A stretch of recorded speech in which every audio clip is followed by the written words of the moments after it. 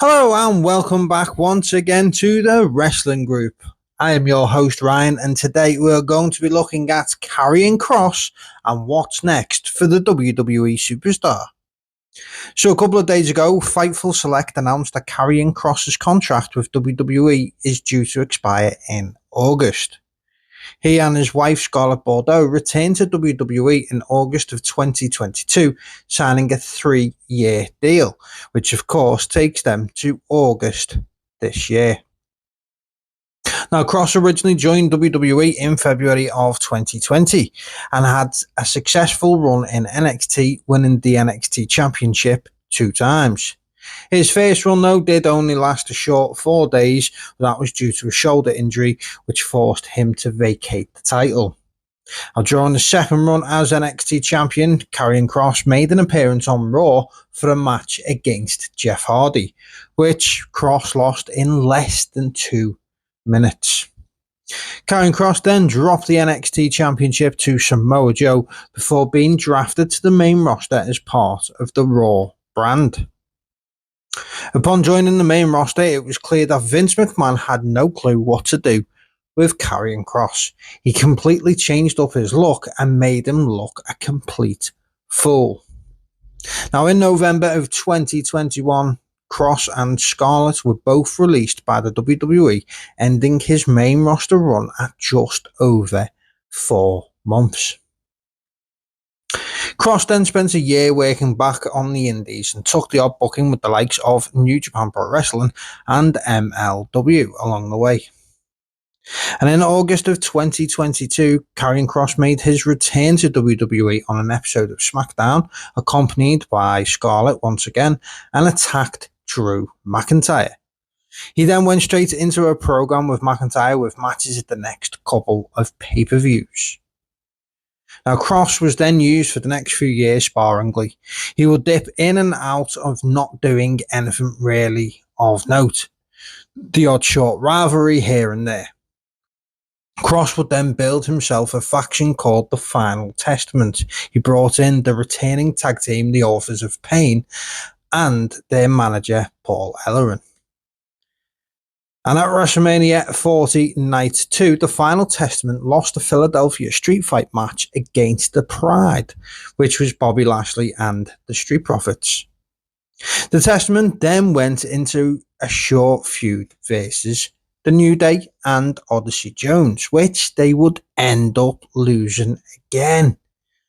And in February of this year, the Testament disbanded when AOP and Ellering were once again released by the WWE, leaving just Kross and Scarlett behind.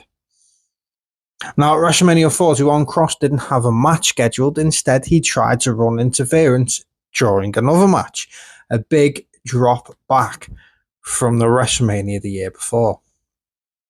Now, since the beginning of 2025, Karrion Kross has only competed in 6 singles matches in the WWE, and that averages out at just 1 a month.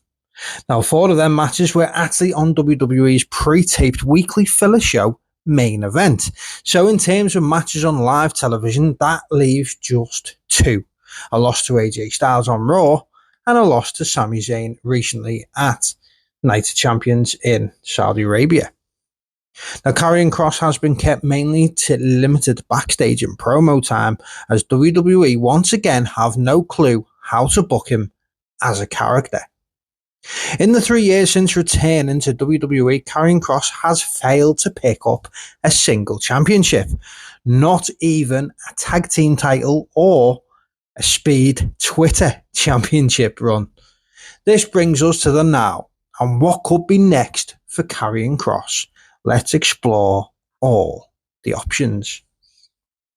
So we'll look at AEW first now. I don't see AEW making a move for Kross if he does become a free agent, as they have been a lot more picky in who they bring in from the WWE lately, as they return to the original idea of building the most elite roster ever assembled in wrestling.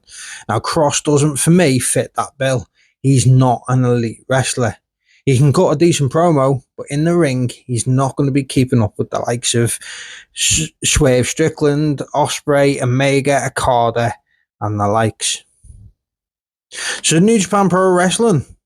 Well, during his time away from WWE after his first release, he made an appearance for the company at one of the US events against New Japan legend Minoru Suzuki.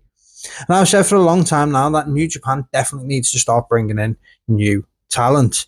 They have lost every main event bar Zack Sabre Jr. over the last 3 years, and Kross could in fact be a great addition to the lacking main event scene in Japan.